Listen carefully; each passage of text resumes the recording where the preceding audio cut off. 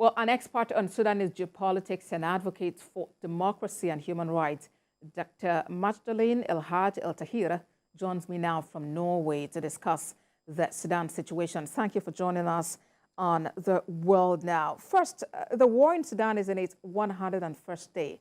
Did you see it lasting this long?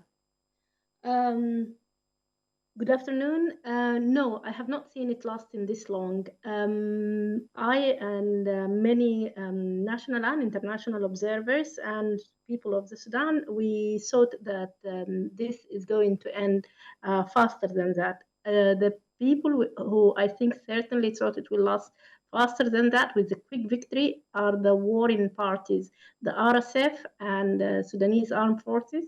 They both thought they're going to have a quick and fast victory. Turns out that it is not.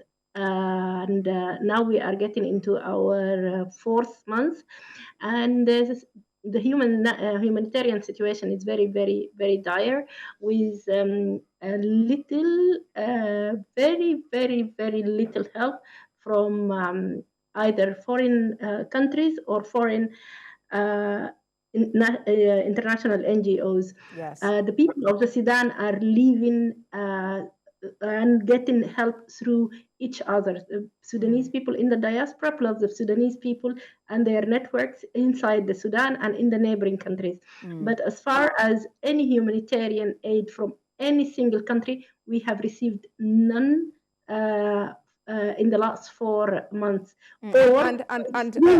El-Tahir, apologies to, I need to really come in here.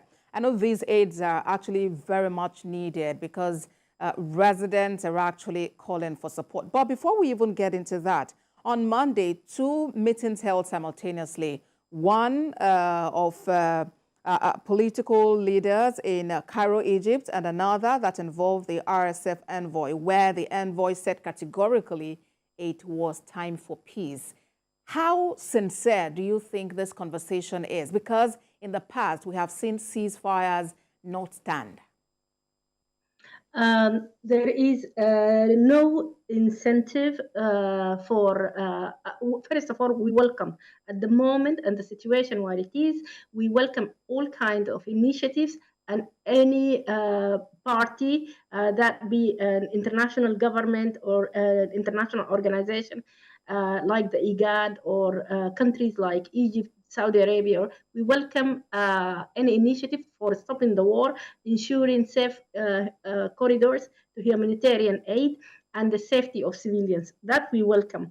However, when it comes to how much trust I put into the words by the representative of the Janjaweed or the RSF, I do not trust any of what he is saying, because at the time when he is saying what he's saying in Cairo, is huge. The RSF is actively way into their second genocide